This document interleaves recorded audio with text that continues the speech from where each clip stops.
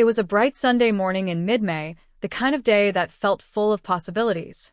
From the kitchen window, Nina Carter could see her family gathered on the driveway. The sound of excited laughter floated through the air as her younger sister, Mia, spun in circles beside a brand-new white Tesla. An enormous red bow sat on the roof, glinting in the sunlight. Her parents, Angela and Robert, stood close by, their faces glowing with pride as they handed Mia the keys. It was a graduation gift, a celebration of Mia's hard work, they said. But from where Nina stood, it was just another reminder of how little her achievements seemed to matter. She held a steaming mug of coffee, its warmth doing little to ease the cold pit in her stomach.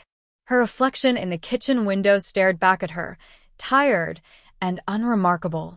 The counter beside her was cluttered with a stack of scratch-off lottery tickets, the modest gifts she had managed to buy for her family.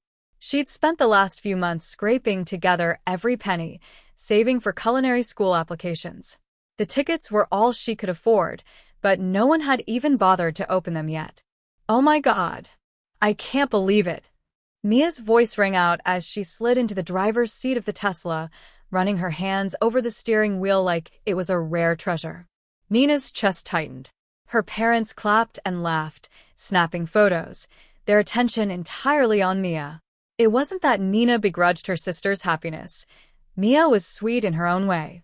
But moments like these made Nina feel like she was always standing on the sidelines of her own family's story. "Nina." Her mother's voice startled her. Angela had stepped inside, still wearing her light cardigan. "Why aren't you out there with us? Come see your sister's car." "I'm just finishing my coffee, Mom," Nina replied, forcing a polite smile. Angela frowned, that familiar look of disappointment crossing her face. "You could try being happy for her, you know. This is a big moment." "Right," Nina muttered under her breath, "because I always make everything about myself." Angela's eyes narrowed. "Don't start," she warned. "Not today." As her mother walked back outside, Nina exhaled slowly, her frustration bubbling beneath the surface. Through the window, she saw her father showing Mia how to adjust the mirrors. He looked proud, prouder than he'd ever been of Nina. Not when she made the honor roll, not when she won a regional cooking competition, and certainly not when she got into culinary school. Their refusal to help with tuition had been the final nail in the coffin of her hopes for their support. Absent-mindedly, Nina picked up one of the lottery tickets and began scratching off the numbers. She wasn't even paying attention until something caught her eye. 3 matching symbols gleamed up at her from the small card. Her heart pounded as she double-checked the winning combinations. The prize amount made her freeze. $50,000. Her hands shook as she stared at the ticket. $50,000. It wasn't enough to change her life completely, but it was enough for culinary school. Enough to start building her dream of opening a restaurant. Enough to prove to everyone, her parents, herself, that her hobby was worth something. But then she hesitated. This ticket had been meant as a gift. The right thing to do would be to hand it over to her parents, let them decide what to do with it. Maybe they'd use it for Mia's college fund or a family trip she wouldn't be invited on. She glanced out the window again. They were still laughing, completely unaware of her absence. The choice felt impossible, but in the end, Nina's decision was clear. Carefully, she folded the ticket and slipped it into her pocket. The remaining scratch-offs she gathered and dropped into the recycling bin. No one would miss what they hadn't bothered to open. "Nina." Robert's voice boomed from the driveway. "Come take a family photo." She paused with her hand on the doorknob, looking out at them one more time. Her parents, Mia, the car, they looked like the perfect family. Complete. Without her. "Coming," she called back, but instead of stepping outside, Nina headed upstairs. She pulled out her laptop and opened a new tab, her fingers flying across the keyboard as she searched for apartment listings. The ticket felt heavy in her pocket, but for the first time in years, Nina felt light, like she was finally stepping toward something that belonged to her. The key felt cold and unfamiliar in Nina Carter's hand as she unlocked the door to her new apartment. It was a tiny studio, perched above a bustling Mexican fusion restaurant in downtown New York. The space wasn't much, Just a bed in the corner, a small kitchenette, and a single window overlooking the busy street below. But it was hers. For the first time, Nina felt a sense of control over her life, however modest it was. The smell of garlic, lime, and roasting chiles wafted up through the floorboards from the restaurant downstairs. It made her stomach growl, but it also reminded her why she had made this leap. She had already deposited the lottery winnings into a bank account, carefully budgeting for her culinary school tuition and this apartment's security deposit. The rest, she told herself, would go toward her dream of one day owning a restaurant. As she set down the duffel bag containing her few belongings, her phone buzzed loudly from her pocket. She ignored it at first, unpacking her essentials: a knife roll, a well-worn cast-iron skillet, and a handful of cookbooks that had inspired her since childhood. But the persistent vibrations finally drew her attention. She sighed, pulling out her phone. A string of missed calls from Mom and Dad glared back at her. The most recent voicemail from her father made her hesitate before pressing play. "Nina," his voice began, gruff with irritation. "Your mother is upset and Mia's struggling at school. Whatever point you're trying to make, you've made it. Time to grow up and come home." She deleted the message, without a second thought. Her family's pattern was all too predictable, ignoring her until they needed something, then laying on guilt when she didn't fall in line. Nina had spent her whole life catering to their expectations, and where had it gotten her? Overlooked, underappreciated, and dismissed as the selfish one. A knock at the door startled her. She wasn't expecting anyone. Peering through the peephole, she saw a tall man in a chef's coat, his salt and pepper hair pulled back into a short ponytail. The embroidered name on his jacket read, Hector Diaz. "Hello, new tenant," he called through the door, his voice warm and heavily accented. "I'm Hector. I own the restaurant downstairs." Nina opened the door cautiously. "Hi. I'm Nina," she said, her voice tentative. "I thought I saw someone moving in," Hector said, gesturing to the boxes stacked by the door. "I wanted to introduce myself. We try to keep a family atmosphere here." The word family made Nina wince, but there was something disarming about his smile. His eyes wandered to the knife roll on the table behind her. "You cook?" he asked, tilting his head. "I try to," Nina replied, suddenly self-conscious. "I'm starting culinary school next month." Hector's face lit up. "No kidding? We could use someone who knows their way around a kitchen. Just part-time if you're interested." Before Nina could respond, her phone buzzed again, her father's name lighting up the screen. Her frustration must have shown on her face because Hector gave her a knowing look. "Complicated situation?" "You could say that," Nina muttered, silencing the call. Hector nodded thoughtfully. "Let me give you some advice, Nina. When life feels overwhelming, the best thing you can do is keep your hands busy and your knives sharp. Come down tomorrow morning if you're interested." He left without waiting for an answer, leaving Nina alone with her thoughts. She stared at her phone, then at the cluttered counter where her dreams of culinary school and independence had started to take shape.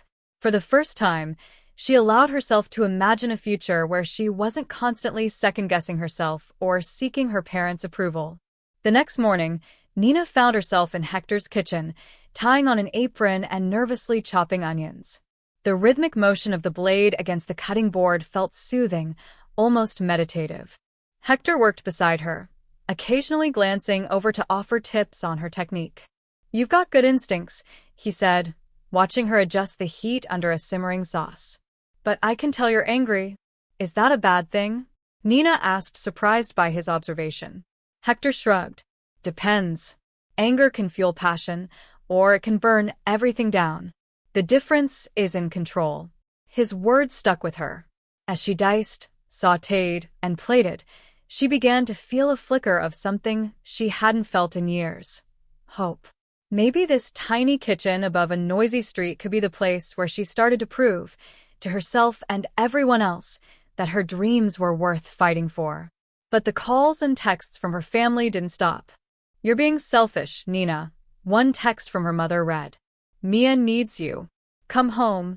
Each message was like a needle, pricking the edges of her resolve.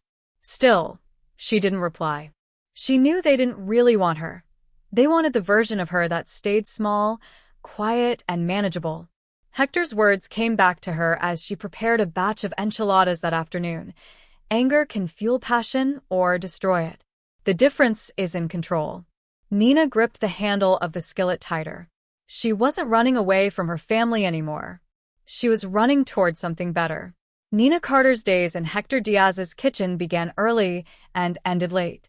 The kitchen was a whirlwind of activity, pans sizzling, knives clattering, and the warm, earthy aroma of Mexican spices filling the air. At first, she kept her head down, focused on chopping, peeling, and plating, but gradually, her confidence began to grow. Hector's calm yet firm guidance shaped her skills, and she started to feel like she belonged. "Nina," Hector said one morning, watching her deftly prepare a batch of salsa verde, "you've got the hands of a chef. But cooking isn't just about technique. It's about heart, too. Do you believe in what you're making?" Nina hesitated. "I don't know," she admitted. "Sometimes it feels like I'm just trying to prove I can do it." Hector nodded, tasting the salsa with a wooden spoon. "That's your anger talking.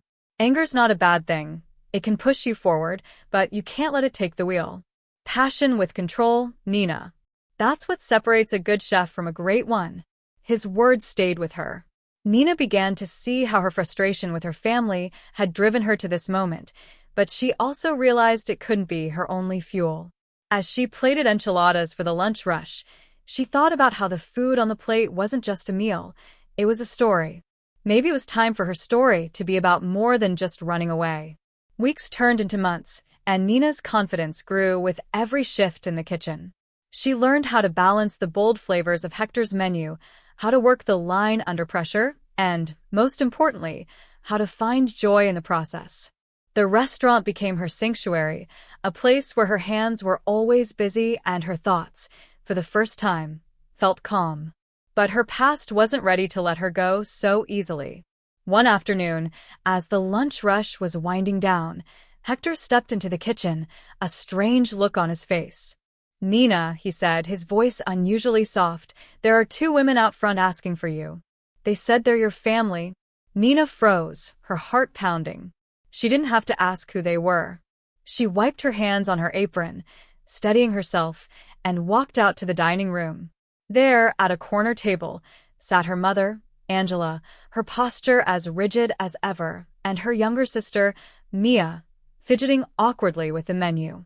"Nina," Angela said as soon as she saw her, her voice carrying that familiar tone of disapproval. "We've been calling you for weeks. Why haven't you answered?" Nina crossed her arms, keeping her voice even. "I needed space, Mom. And I'm busy." Angela's eyes swept over the restaurant, her gaze landing on the open kitchen behind Nina. "Busy? Is this what you've been doing? Working in some hole-in-the-wall place?" "It's not a hole in the wall," Nina shot back, her voice sharper than she intended. "It's Hector's restaurant, and I'm learning more here than I ever did at home." Mia, who had been silent until now, looked up. "Nina, we just want to make sure you're okay." Nina softened slightly at her sister's words, but didn't let her guard down completely. "I'm fine, Mia. Better than fine, actually." Angela sighed, her expression turning from stern to weary. "This isn't what we wanted for you, Nina. You had so much potential." "Potential?" Nina interrupted, her frustration boiling over. "You mean the potential to follow the path you chose for me? To become someone I'm not?" Mia shifted uncomfortably in her seat, but Angela leaned forward, her voice low and urgent. "Nina, this isn't about us. It's about you running away and making a spectacle of yourself." "A spectacle?" Nina laughed bitterly. "You mean finally doing something for myself?" The tension in the room was palpable, and for a moment, no one spoke. Then Mia broke the silence. "Mom, stop," she said quietly. "You're not helping." Angela looked at her youngest daughter in surprise, but Mia wasn't finished. "Nina's not running away. She's figuring things out. And maybe that's okay." Nina blinked, taken aback by her sister's words. Mia had always been the golden child, the one who never questioned their parents. Hearing her speak up now felt like a small victory. Angela stood abruptly, her chair scraping against the floor. "Fine," she said stiffly. If this is the life you want, so be it. But don't expect us to clean up your messes. With that, she turned and walked out, leaving Mia behind. For a moment, Mia looked torn, her eyes flicking between Nina and the door. Then she sighed and stood up. "I'm sorry," she said softly. "I didn't mean for things to get so heated. I just thought we could talk." Nina nodded, her anger ebbing. "Maybe someday, Mia. But not today." As Mia left, Nina felt a strange mix of relief and sadness. She turned back toward the kitchen, where Hector was waiting, his arms crossed and a knowing look on his face. "You okay?" he asked. Nina shrugged. "I don't know." Hector smiled faintly. "Good. That means you're human. Now, get back to work. Those enchiladas aren't going to plate themselves." Nina laughed despite herself and returned to the stove. The confrontation with her family still weighed on her, but for the first time, she felt like she wasn't the one being pushed around. She was standing her ground, one dish at a time. It was late when Nina Carter heard the knock on the back door of Hector's restaurant. The kitchen was quiet, the dinner rushed long over, and the hum of the industrial refrigerator was the only sound. Wiping her hands on her apron, she opened the door to find Mia standing there, clutching her phone and looking like she hadn't slept in days. Her usually polished appearance was gone, her hair was pulled back in a messy ponytail, and her eyes were red and swollen. "Mia?" Nina asked, surprised. "What are you doing here?" Mia stepped inside, hugging her arms tightly. "I didn't know where else to go," she said, her voice trembling. "I need to talk to you." Nina hesitated, then gestured for her to sit at the small prep table. Hector had left hours ago, so it was just the two of them. Mia sank into a chair, staring at her hands. "I'm failing 2 of my classes," she blurted out. "And I don't even know how to tell Mom and Dad." Nina sat across from her, trying to process what she'd just heard. "But aren't you applying to law schools? Isn't that what all the fuss has been about?" Mia let out a bitter laugh. "That's what Mom and Dad want. It's their dream, not mine. I don't even like law. I never have." She looked up at Nina, her eyes filled with desperation. "How do you do it? How do you just walk away from everything they expect of you?" Nina leaned back in her chair, folding her arms. "It wasn't easy," she admitted. "But staying wasn't an option either. I couldn't keep living a life that wasn't mine. It hurt at first, but I'm finally figuring out who I am." Mia nodded slowly, her expression a mix of sadness and relief. "I wish I could be that brave," she said. She hesitated, then pulled out her phone, scrolling through the photo gallery. "I've been doing this instead of studying," she said, handing the phone to Nina. Nina scrolled through the images and felt her breath catch. The photos were stunning, close-ups of food plated beautifully, with soft lighting and creative angles. Each picture captured the essence of the dish, making it look like art. "These are amazing," Nina said, her voice filled with genuine admiration. "Mia, you have a gift." Mia looked down, her cheeks flushing. "It's just a hobby," she mumbled. "No," Nina said firmly, placing the phone on the table. "This is more than a hobby. You're talented. Have you shown these to anyone?" Mia shook her head. "I can't. Mom and Dad would freak out if they knew I was spending my time on this instead of focusing on my real career." For a moment, Nina saw herself in her sister, someone trapped under the weight of their parents' expectations. She reached across the table and placed a hand on Mia's. "You don't have to tell them yet," she said. "But you should keep doing this. If you love it, don't let it go." Mia nodded, a small smile tugging at her lips. "Thanks, Nina." The moment was interrupted by the sound of Nina's phone buzzing on the counter. She stood up to check it, expecting another message from her mother. Instead, she saw a text from an unknown number. When she opened it, her stomach dropped. It was a screenshot of an email, a formal complaint about Nina's finances and her questionable use of funds. The sender was listed as Angela Carter, their mother. Mia noticed Nina's expression and frowned. "What's wrong?" Nina handed her the phone, her hands shaking. Mia scanned the message, her face darkening. "I need to tell you something," she said quietly. "Mom's been asking questions about you." She's talked to people in town, trying to figure out how you're paying for culinary school and this apartment. Of course she is, Nina said bitterly, pacing the small kitchen. She can't just let me live my life. That's not all, Mia added, her voice hesitant. She's been meeting with Emily Harper.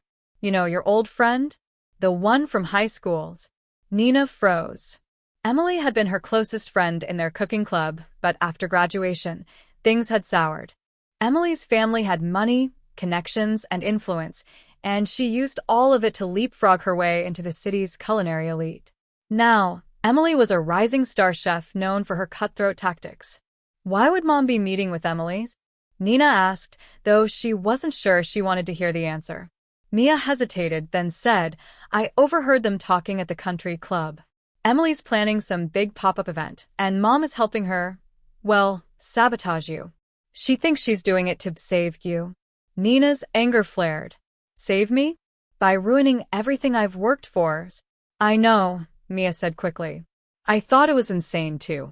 That's why I came to you. I couldn't keep this to myself. Nina leaned against the counter, her mind racing. Emily was ruthless, and if her mother was backing her, this could ruin Nina's chances at building her reputation. But then she looked at Mia, who had come to her despite knowing it would upset their parents. It was a small crack in the family dynamic, but it was enough for Nina to see that not everything was hopeless. Thanks for telling me, Nina said finally. And Mia? You're braver than you think. Mia smiled faintly. So, what are you going to do? Nina straightened up, her jaw set. I'm not going to let them win. If Emily and Mom think they can stop me, they've got another thing coming. Mia's smile widened, and for the first time in years, Nina felt like she had an ally in her corner. It started with a casual scroll through social media, a quick break between Nina's grueling prep sessions for the pop-up event.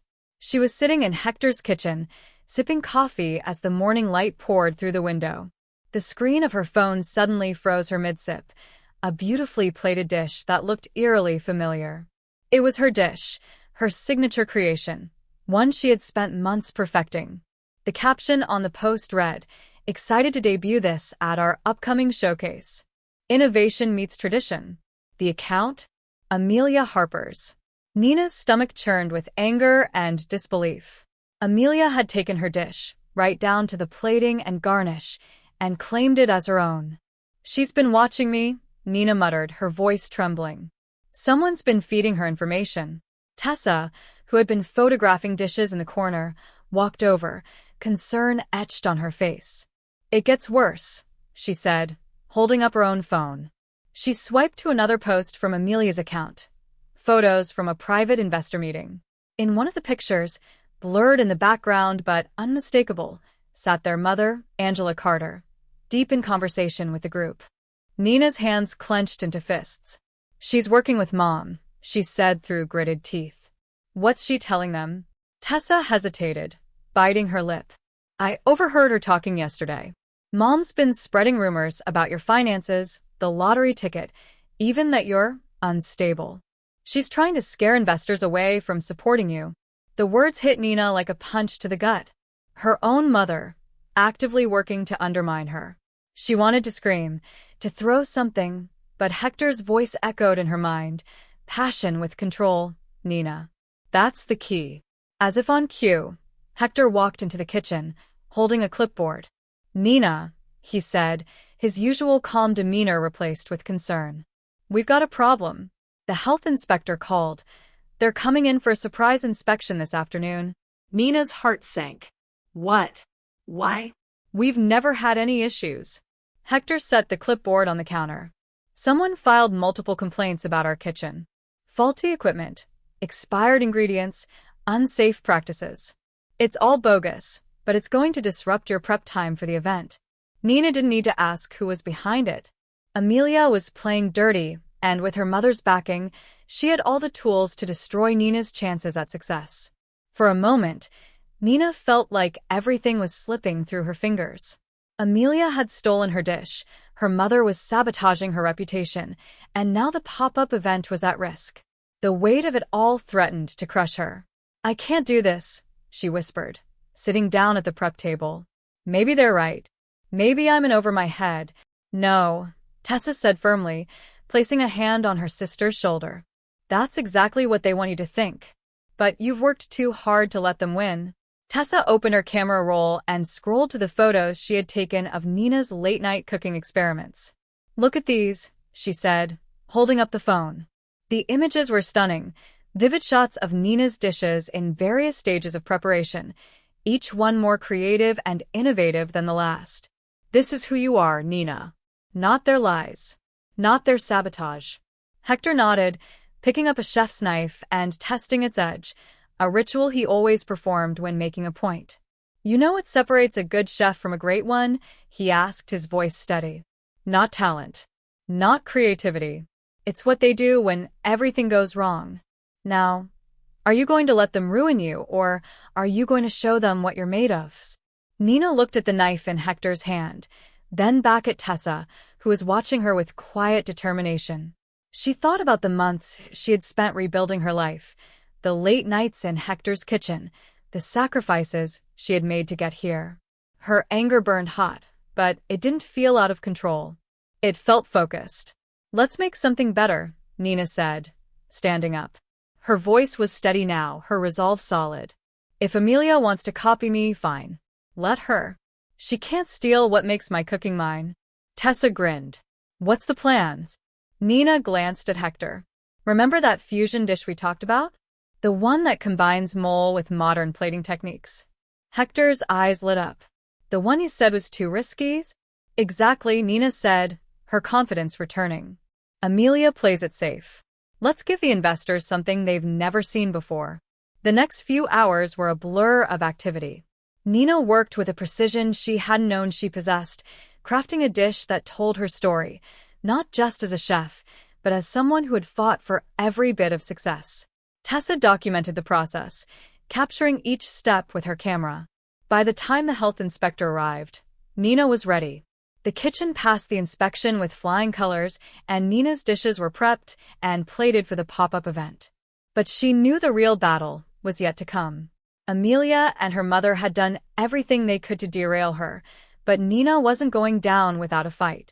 She looked at her finished dish, a modern twist on mole, with bold flavors and artistic presentation. It was more than food, it was a declaration.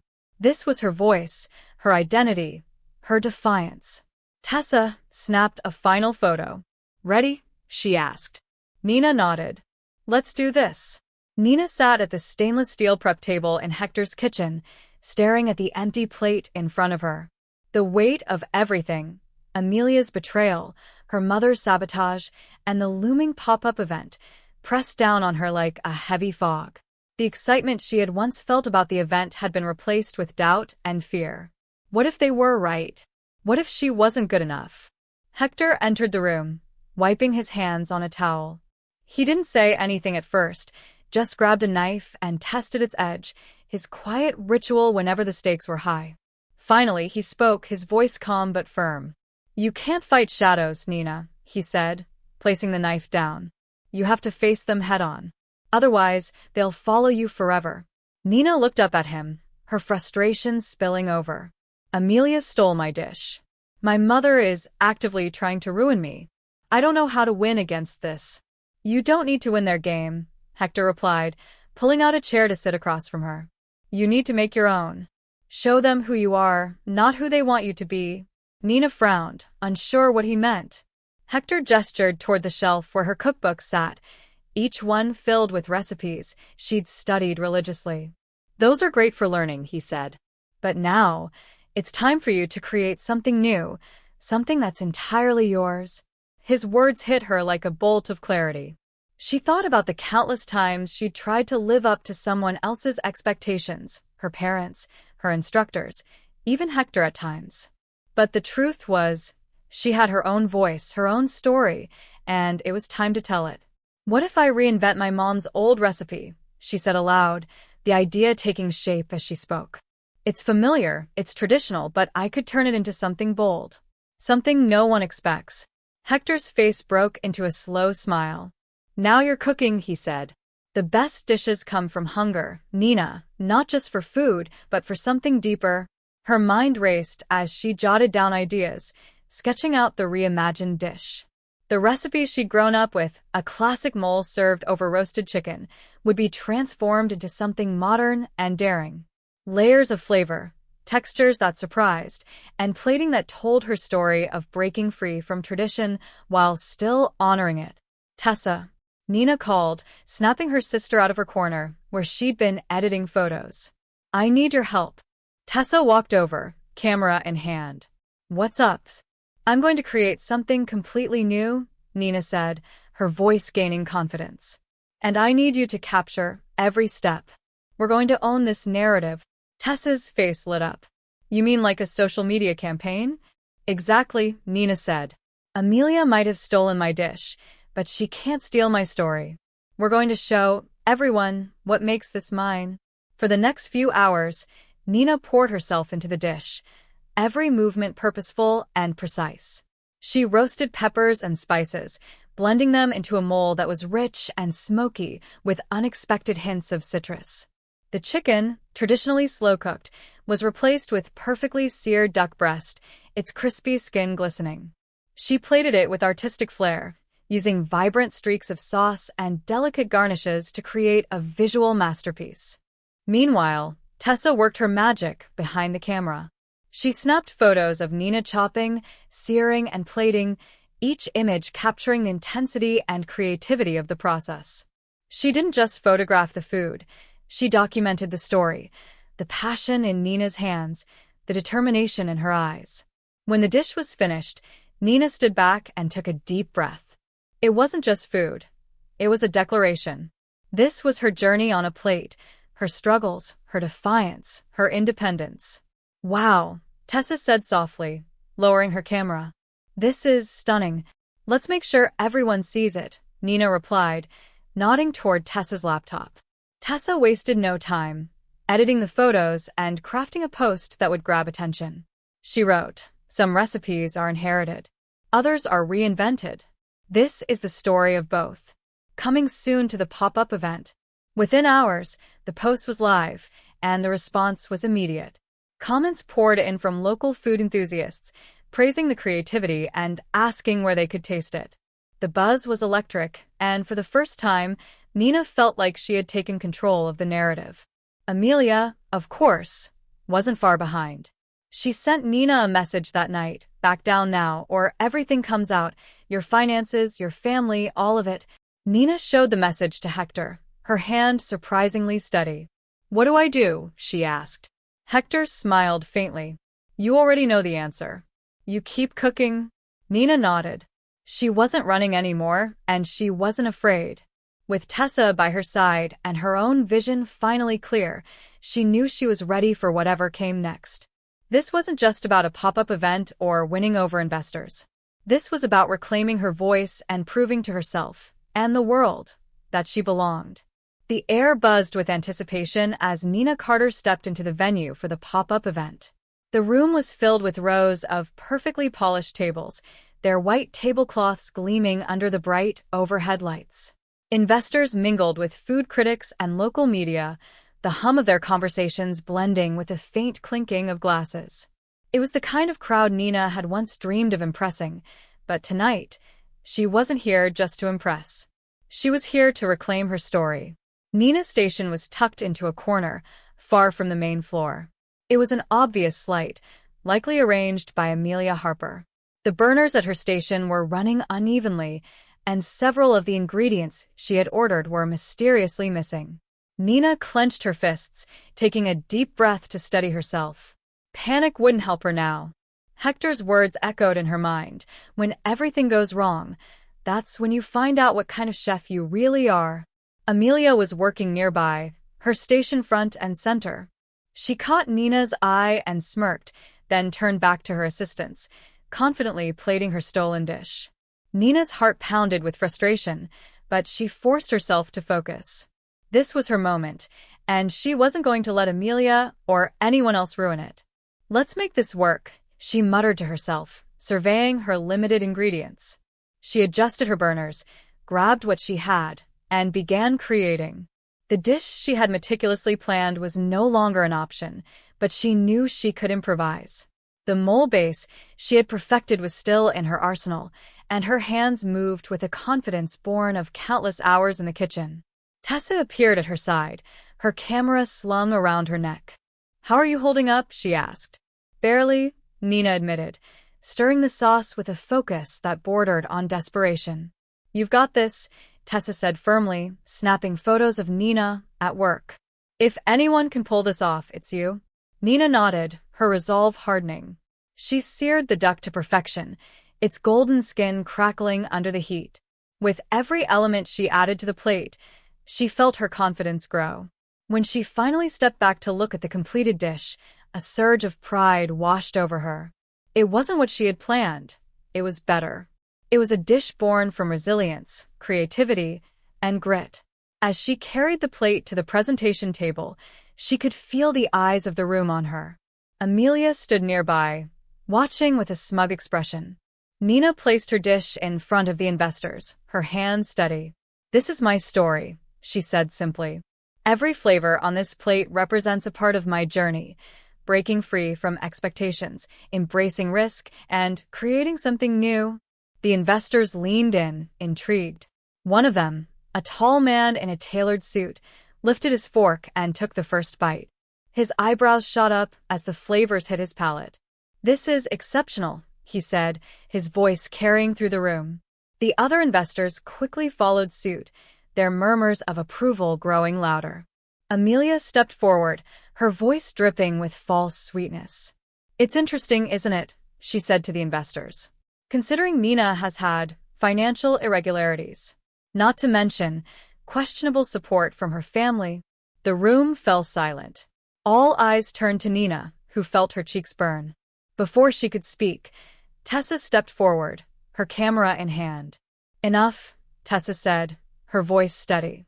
"If anyone's going to talk about Nina's story, it's going to be me." Amelia's smirk faltered as Tessa continued. "Nina's here tonight because she worked for it. Not because someone handed her an opportunity, but because she made one for herself. And as for our family, I can say this as someone who knows firsthand, she's the only one brave enough to follow her dreams." Tessa turned to the investors, her confidence unwavering. "And I'm following mine, too. I'm a photographer, and every image I've taken tonight proves what Nina's been doing, creating something extraordinary." The investors looked impressed, but Amelia wasn't done. "Oh, please," she scoffed. "You think a pretty picture can hide the fact that Nina's unstable? Ask her mother. She'll tell you everything." "That's enough, Amelia," came a voice from the back of the room. Nina froze as Angela Carter stepped forward, her expression unreadable. The crowd parted as she approached. For a moment, Angela stood there, her gaze locked on Nina. Then she turned to Amelia. "You're right," Angela said, her voice calm but sharp. "I've made my doubts about Nina very clear. But watching her tonight, I realize I was wrong." Nina blinked in shock as her mother continued. "You've spent more time tearing her down than building anything of your own. That ends now." Amelia's face turned red, and she stormed out, leaving the room in stunned silence. Angela turned back to the investors. "My daughter's talent speaks for itself," she said firmly. "If you're smart, you'll invest in her." Nina stared at her mother, unable to process what had just happened. Tessa leaned over and whispered, "Looks like she finally got it." The lead investor stood, extending his hand to Nina. "We'd like to discuss your future, Miss Carter," he said with a smile. Nina shook his hand, her head spinning. For the first time, she felt like she wasn't fighting alone. As the crowd dispersed, Tessa wrapped an arm around Nina. "You did it," she said softly. "No," Nina replied, glancing at her mother, who stood quietly in the corner. "We did it." The pop-up event had officially ended, but Nina Carter's heart was still racing as she stood near her station, her apron smudged and her hands trembling with exhaustion. The investors were gathered at a table, murmuring among themselves. Their glances toward her were no longer skeptical but curious, almost impressed. It was a moment she had fought tooth and nail to reach, but the uncertainty still gnawed at her. The lead investor, a tall woman with sharp eyes and a firm handshake, stepped forward, extending her hand. "Nina," she said, her tone decisive. What you've done tonight isn't just about the food. It's about innovation, resilience, and authenticity. Those are qualities we want to invest in. Nina's breath hitched as the weight of her words sank in. She had done it. Despite Amelia's sabotage, her mother's interference, and the countless obstacles she'd faced, she had proven herself. "Thank you," Nina said, her voice steady, but filled with emotion. "This isn't just my dream. It's my life's work. I promise you won't regret this." The investor nodded, her smile genuine. "We'll be in touch soon to discuss the details. But for now, congratulations. Tonight was your victory." As the investors moved away, Nina felt a presence behind her. Turning, she saw her father, Robert Carter, standing a few feet away. His hands were tucked awkwardly into his pockets, and for the first time in years, his expression wasn't distant or dismissive. It was soft, almost unsure. "Dad," Nina asked, her voice tinged with both surprise and caution. Robert stepped closer, his eyes flicking to the station where she had spent the last several hours creating something extraordinary. "I saw what you did tonight," he said quietly. He hesitated, then sighed. "I need to apologize, Nina. I've been wrong about you." Her chest tightened. "What do you mean?" He met her eyes, his voice filled with a sincerity she hadn't heard before. "I thought I was doing the right thing by supporting what I thought was practical, safe. But watching you tonight, seeing how much passion and talent you have, I realize I've been blind to what really matters." Nina's throat tightened as tears threatened to spill. "You mean that?" she asked, her voice barely above a whisper. "I do," Robert said, his voice firm. "You've earned this, Nina. And I'm proud of you. If there's anything I can do to help, financially or otherwise, you just say the word." She nodded, her emotions too raw to speak. But the smile that broke across her face said more than words ever could. Not far away, Angela Carter stood quietly, watching the exchange with an unreadable expression. She approached hesitantly, her gaze flicking between her husband and daughter. Nina braced herself for the usual criticism, but Angela surprised her. "I didn't want to believe you could succeed like this," Angela admitted, her voice uncharacteristically soft. "I thought if you didn't do things the way we planned, you'd fail. But tonight, you proved me wrong." Nina stared at her mother, searching for any hint of condescension or judgment, but found none. "Mom, are you saying you're proud of me?" she asked cautiously. Angela hesitated, then nodded. "I'm saying I see you differently now. And I'm willing to try to understand this dream of yours." It wasn't an apology, not exactly, but it was more than Nina had ever expected. And in that moment, it was enough. Tessa joined them, her camera slung over her shoulder and a beaming smile on her face. "Well, this is a sight I never thought I'd see," she teased, wrapping an arm around Nina. "The Carters, finally on the same page." Angela shot her a look, but said nothing. Instead, she placed a hand lightly on Nina's shoulder. "Your father's right," she said softly. "You've earned this." As the family stood together, the investors and other chefs filing out around them, Nina felt something shift. It wasn't a perfect reconciliation, but it was a beginning. For the first time, her parents were seeing her not as a disappointment, but as a chef, someone with talent, ambition, and a future worth believing in. Later that night, as Nina and Tessa packed up her station, Tessa grinned and held up her phone. "By the way," she said, "our post went viral." The investors weren't the only ones impressed tonight. Nina laughed, the sound light and free. "What do you mean?" Tessa showed her the screen. Comments and shares poured in from local foodies and culinary enthusiasts, all praising Nina's creativity and determination. Some even mentioned Amelia's earlier antics, calling out her plagiarism in favor of Nina's authenticity. "Well," Nina said with a wry smile, "I guess that's one way to win." Tessa slung an arm around her shoulder as they walked toward the exit. "You didn't just win tonight," she said. "You set the table for the future. And I can't wait to see what you serve next." Nina smiled, her heart full for the first time in years. The journey wasn't over, but she was finally walking it on her terms, and she wasn't walking it alone. 6 months after the pop-up event, Nina Carter stood at the entrance of her new restaurant, taking in the scene that had once existed only in her dreams. The dining room was buzzing with energy, tables filled with guests savoring her signature dishes, servers weaving expertly between them, and the open kitchen humming with the controlled chaos that was the heartbeat of her operation. The neon sign above the entrance read Sabor Nuevo, a name chosen to reflect her fusion of bold tradition and inventive modernity.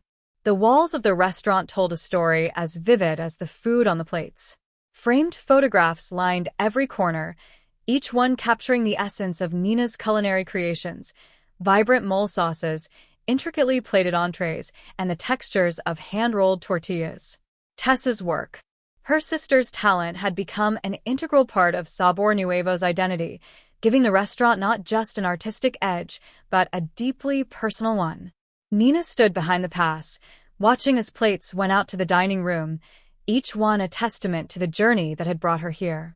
Her father and mother sat at their usual table, a quiet pride in their expressions as they shared a plate of Nina's reimagined mole duck. It was still surreal, seeing them here, not as critics but as her greatest supporters. "Nina," Tessa called from across the room, camera in hand. She waved her over, grinning. "You have to see the shot. The way the light hits the duck, it's perfect." Nina laughed, shaking her head as she walked over. "Tessa, do you ever stop working?" "Not when the work is this good," Tessa quipped, showing her the image on the camera screen. It was stunning, a perfect encapsulation of the dish's artistry. "Okay, you're right," Nina admitted, smiling. "It's perfect. Let me know when you're ready to update the gallery wall." Tessa slung an arm around her sister's shoulder. "We're making a pretty great team, huh?" Nina nodded, the warmth in her chest growing. "We always did," she said softly. "It just took us a while to figure it out." As they stood together, a knock at the kitchen door drew Nina's attention. She walked over, opening it to find a familiar face she hadn't expected to see: Amelia Harper. Her former rival looked different now. Her designer chef's coat had been replaced with a plain black jacket, and her confident smirk was gone, replaced by a hesitant expression that Nina almost didn't recognize. "Amelia," Nina said, her voice neutral. "What are you doing here?" Amelia shifted uncomfortably, holding a folder in her hands. "I heard about the restaurant," she began, "and I wanted to say congratulations." "It's impressive." Nina raised an eyebrow, waiting for her to continue. Amelia sighed, her gaze dropping to the floor. "I lost my place," she admitted. "After everything that happened at the pop-up event, the investors pulled out. I tried to keep it going, but it wasn't enough." For a moment, neither of them spoke. Nina felt a flicker of pity for the woman who had once gone to such lengths to sabotage her. But she also remembered the lessons she had learned in Hector's kitchen. Anger can destroy, or it can build something better. "What do you want, Amelia?" Nina asked, keeping her tone even. Amelia hesitated, then met Nina's eyes. "I need a job," she said simply. "I know I don't deserve it after what I did, but I'm asking anyway. I can help. I've learned a lot, and I'm willing to start at the bottom." Nina studied her for a moment, considering. Then she stepped aside, gesturing for Amelia to come in. "We're always looking for talent," she said. "But there's one condition." "Anything," Amelia said quickly. Nina's gaze was steady. "You bring your own recipes this time. If you're going to work here, you need to stand on your own." Amelia nodded, her face a mix of relief and humility. "I can do that," she said softly. "Good," Nina said, leading her to the kitchen. "Be here at 6 a.m. tomorrow. And don't be late." Amelia smiled faintly, and for the first time, Nina felt like this might be a new beginning for both of them. Later that evening, as the dinner rush slowed and the final plates went out, Nina leaned against the counter, watching the restaurant wind down. The sound of laughter and clinking glasses filled the air, a symphony of success that she had built with her own hands. Her mother appeared at the kitchen door, wiping her hands on a napkin. "The duck was incredible," Angela said, her voice filled with a warmth Nina wasn't used to hearing. "Thanks, Mom," Nina replied, surprised but grateful. Angela lingered for a moment. "You know," she said quietly, I never imagined you'd end up here. But I'm glad you did. Nina nodded, a soft smile playing on her lips. Me too. As her parents left and the last guests trickled out, Tessa joined her at the counter, a mischievous grin on her face. So, what's next, chef? Nina thought for a moment, then smiled. Whatever it is, we'll do it together. The two sisters clinked glasses of sparkling water, their bond stronger than ever, as Sabor Nuevo hummed around them, a place not just of food but of family, resilience, and redemption. For Nina, the journey wasn't just about building a restaurant. It was about building a legacy, one plate, one story, and one connection at a time.